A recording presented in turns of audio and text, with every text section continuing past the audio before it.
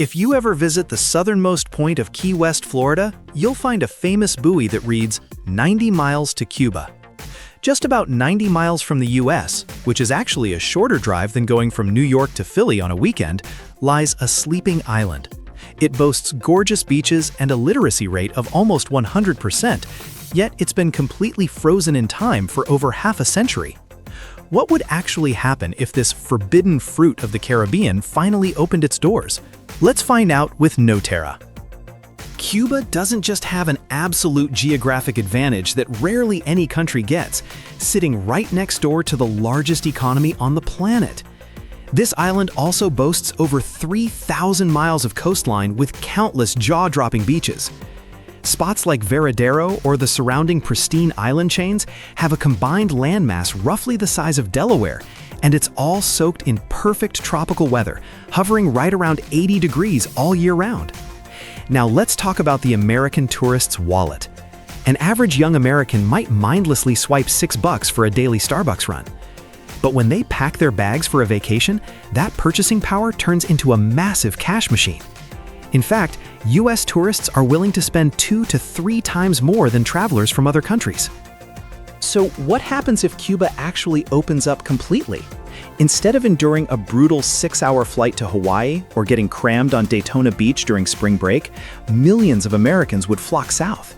The draw isn't just the white sands and blue waters, it's a one-of-a-kind time travel experience. Cuba isn't flashy, nor is it packed with glass skyscrapers like Dubai. It hooks visitors with pure nostalgia. Colorful 1950s Chevys and Fords cruising down corners packed with centuries-old Spanish architecture. That's an identity you can't fake, and you definitely can't copy. The Cuban tourism industry wouldn't need to struggle to build a brand from scratch. If the barriers are lifted, it would only take a few years of upgrading hotel infrastructure before a multi-billion-dollar waterfall from American pockets floods right into the island's economy. That gold mine is literally sitting right on our doorstep, and it's bigger than any oil well. When you think of Cuba, your mind probably jumps straight to premium cigars, beachside mojitos, or those classic Chevys. But the island's ultimate secret weapon isn't sitting on a beach or inside a cigar factory. It's walking right down the street. It's the people. Just look at the numbers. Cuba has a literacy rate of nearly 100%, and it doesn't stop there. Their number of doctors per capita is among the highest on the planet. To put this contrast into perspective, here in the US, our generation is drowning in massive 6-figure student loan debt just to get a professional degree, and a single ambulance ride to the ER can sometimes cost as much as a used Honda Civic. Meanwhile, Cuba boasts an entire army of highly trained intellectuals, doctors, and engineers. This creates a wildly unique economic advantage. Normally, when multinational corporations flock to developing countries looking for cheap labor, they're mostly targeting manual laborers, people to sew t-shirts or assemble basic electronic components. It usually takes a country decades of grinding to upgrade its workforce from the factory floor to high-tech labs. But Cuba is different. They already have the brains. They possess the perfect combo, a highly specialized workforce, but at an unbelievably low cost. Just imagine, a biotech researcher in Havana could be hired for pennies on the dollar compared to a biomedical engineer in Boston, or a tech bro in Silicon Valley. If the economic doors fling wide open, Cuba wouldn't need to start at the bottom of the global supply chain. They could completely leapfrog the sweatshop phase and step straight into multi-billion-dollar industries like biotech, pharmaceuticals, or advanced medical services. Right from the starting line, this island is already holding a winning hand to completely change the rules of the game. Now, let's talk about the biggest nightmare for Fortune 500 CEOs over the past few years, the collapse of the global supply chain. Shipping a cargo container from the other side of the Pacific all the way to ports like Long Beach in California or Newark in New Jersey is a ridiculously expensive, time-consuming journey, and it's incredibly fragile to global crises. That's exactly why nearshoring, the trend of moving production closer to the consumer market, is becoming the hottest buzzword on Wall Street right now. American companies are scrambling to find safer manufacturing hubs closer to home. Right now, Mexico is hitting the absolute jackpot. They're essentially acting as an extension of the US economy, manufacturing everything right across our southern border. But just take a quick look at the map of this region. Cuba is sitting right at the strategic choke point between the Gulf of Mexico and the Caribbean Sea. If this island actually opens its doors, it could easily become our next perfect backyard, sparking some fierce competition right under Mexico's nose. Here's the kicker for Cuba. Thanks to that highly educated workforce we talked about, they can jump straight into ultra-high-value manufacturing.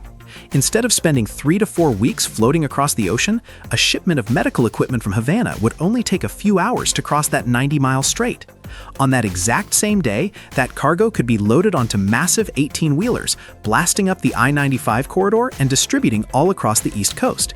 Shipping costs hit rock bottom. Delivery times are measured in hours, not months.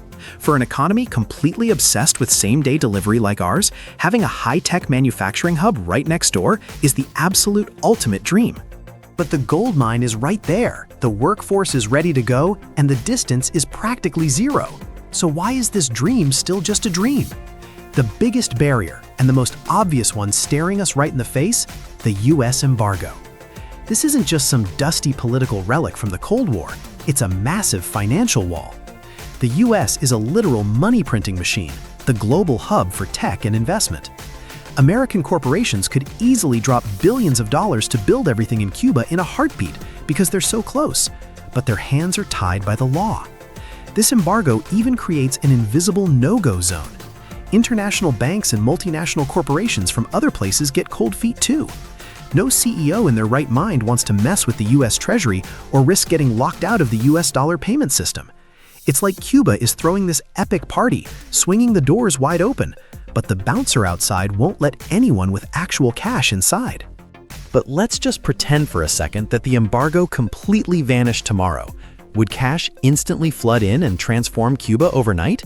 The brutal reality is no, because their infrastructure is practically on life support. Here in the US, we might lose our minds if an Amazon Prime package is a day late, or if the Wi-Fi drops while we're binge-watching a show on Netflix.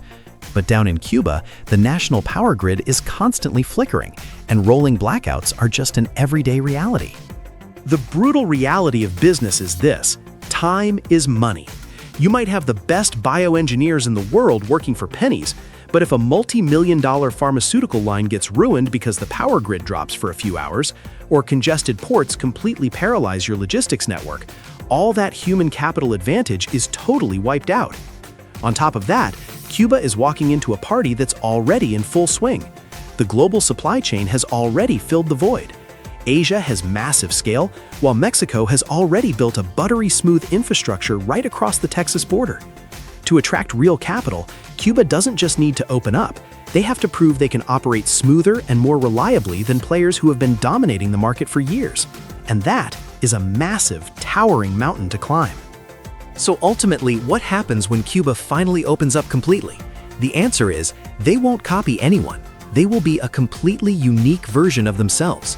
Instead of scrambling to become just another sweatshop factory, Cuba has the potential to rise as a true superpower of the Caribbean. Just imagine a massive economic hub built on a multi-billion-dollar tourism industry, world-class healthcare, and cutting-edge biotech. Sure, the current infrastructure and legal barriers are a massive mountain to climb, but with a potential gold mine sitting exactly 90 miles off our coast, this massive transformation might just be a matter of time. If you found today's story fascinating, drop a like and subscribe to KNOWTERRA. Thanks for watching, and we'll see you on the next journey of discovery.